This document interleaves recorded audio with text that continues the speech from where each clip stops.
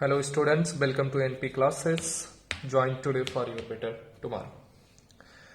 आज हम class 10th chapter number first physics force work power and energy का part 1 लेकर के आए हैं। इसके अंतर्गत हम पूरे चैप्टर को कवर करेंगे, इसलिए यह चैप्टर लंबा हो रहा है तो हम इसे पार्ट में डिवाइड करके आगे बढ़ते हैं। पहला टॉपिक फोर्स। चलिए शुरू करते हैं। पुश और pull of an object is considered a force. Is that clear? I think you have no doubt at that topic. The rate of change of momentum of an object is directly proportional to the unbalanced external force of acting on it. चलिए इसे हम थोड़ा सा समझते हैं। ये line बहुत important है। The rate of change of momentum of an object, किसी भी ऑब्जेक्ट का, अगर मैं इसे सिंपल लैंग्वेज में बोलूं तो किसी भी ऑब्जेक्ट का मोमेंटम का जो चेंज होने का रेट है, किसी भी ऑब्जेक्ट के मोमेंटम के चेंज होने का जो रेट है वो उस पर अप्लाई किए गए फोर्स के डायरेक्टली प्रोपोर्शनल होता है। Is that clear? अगर नहीं है तो कोई बात नहीं, चलिए हम आगे देखते हैं, अभी आपका क्लियर हो जाएगा। मोमेंटम और सेकेंड लॉ ऑफ न्यूटन क्या कहता है? मोमेंटम और सेकेंड लॉ ऑफ न्यूटन ये कहते हैं कि अगर हम कोई ऑब्जेक्ट लेते हैं जिसका मास mkg है, इनिशियल वेलोसिटी u है, एक्सेलरेशन a है, फाइनल वेलोसिटी v है, टाइम सेकेंड t है, तो उस पर अप्लाइड फोर्स क्या होगा? जैसा कि मैंने फोर्स का डेफिनेशन बताया, the rate of change of momentum is directly proportional to the force. जैसे the rate of change of momentum क्या होगा? mv minus mu upon t। कैसे होगा इसको समझो। mv जो है वो फाइनल वेलोसिटी है, mv जो है वो फाइनल वेलोसिटी है, और mu जो है वो आपका इनिशियल वेलोसिटी है। इसे हम टाइम से डिवाइड करते हुए मोमेंटम फाइंड कर ले रहे हैं, जो कि अनबैलेंस्ड फोर्स के इक्वल है, जैसा कि लिखा गया है, which is equals to the unbalanced force. Now force is directly proportional to the mv minus mu upon t। Is that clear? Now F is equals to k m को हमने common लिया, v minus u upon t। ये k जो है ये एक तरीके का कांस्टेंट है जिसकी वैल्यू हम बाद में फाइंड करेंगे। चलिए आगे देखते हैं। हम जानते हैं, क्या जानते हैं कि हमारा न्यूटन का जो इक्वेशन है, motion of equation of motion, first equation of motion v is equals to u plus A T. यहां से अगर हम a की वैल्यू निकालें तो निकलेगा v minus u upon t. Is that clear? कैसे निकला चलिए हम देखते हैं। कह रहा है कि v is equals to u plus A T. Is that clear? Now अगर हम v और u को इधर ट्रांसफर करें तो राइट हैंड में बचेगा हमारा ए टी। ए की वैल्यू फाइंड करना है और यहां से मिलेगा v minus u upon t. Is that clear? A की वैल्यू होगी v minus u upon T.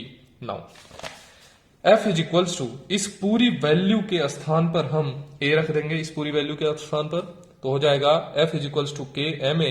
k की value where constant k is equals to 1, तो हमारा जो वैल्यू निकलेगा वो F बराबर ma होगा। अगर हम इस डिफिनीशन के अकॉर्डिंग फोर्स का, इस फार्मूला के अकॉर्डिंग फोर्स का डिफिनीशन निकालें तो कहता क्या है इसके बारे में हम समझेंगे।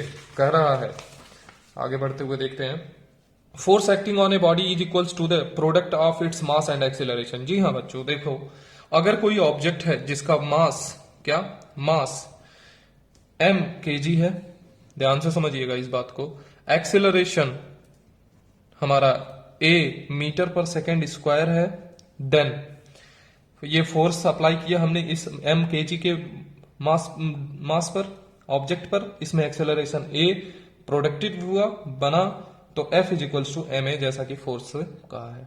यहां से अगर हम फोर्स का डिफिनीशन यूनिट निकालें तो m की यूनिट होती है kg, a की यूनिट होती है मीटर पर सेकेंड स्क्वायर, kg मीटर पर सेकेंड स्क्वायर, जिसे हम न्यूटन के नाम से भी जानते हैं।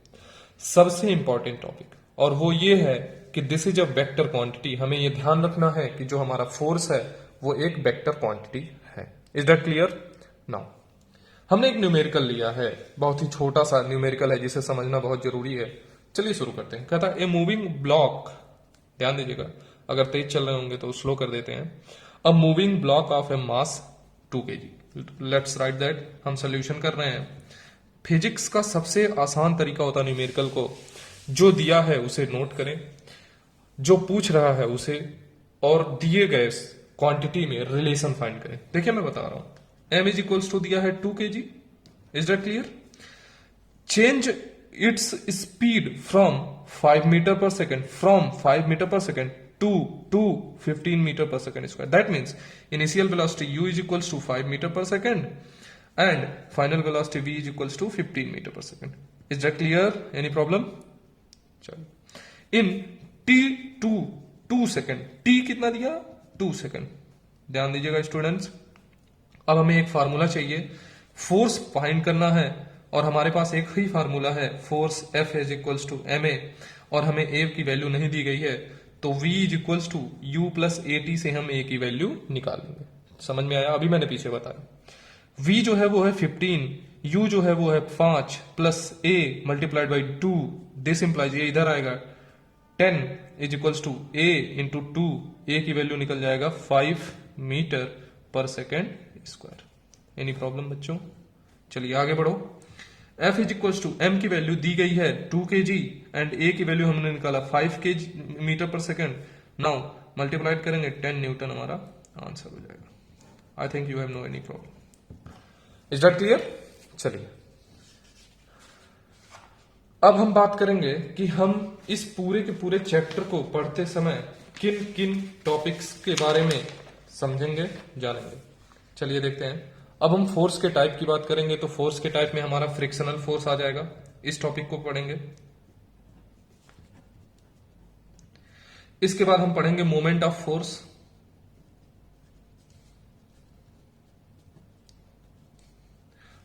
जिसे हम टॉर्क के नाम से भी जानते हैं. फिर पढ़ेंगे सेंटर ऑफ ग्रेविटी.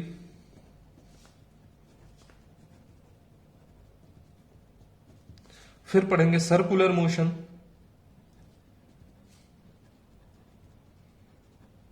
फिर हम वर्क पढ़ लेंगे, इसके टाइप्स पढ़ लेंगे. ठीक है बच्चों? टाइप्स इन द सेंस हम ये इसके जो अलग अलग पार्ट्स हैं, अलग अलग डायमेंशंस हैं, जैसे work done by constant force,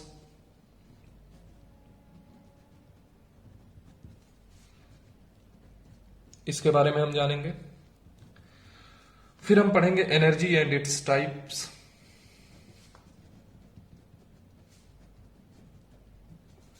एक एनर्जी का बहुत ही इंपॉर्टेंट टॉपिक है कंजर्वेशन ऑफ एनर्जी, वो भी पढ़ेंगे. और हर एक टॉपिक से रिलेटेड हम सबके न्यूमेरिकल्स को देखते जाएंगे. परेशान होने की जरूरत नहीं है, वीडियो छोटी छोटी होगी. सारे टॉपिक को हम लोग टच करेंगे और सारे कॉन्सेप्ट्स को क्लियर करते चलेंगे. कहीं पर कोई डाउट होता है आप कमेंट करिए, लाइक करिए, सब्सक्राइब करिए और अपने स्टूडेंट्स के साथ, अपने फ्रेंड्स के साथ शेयर करिए, ताकि इस वीडियो को ज्यादा से ज्यादा लोगों तक पहुंचाया जा सके. धन्यवाद.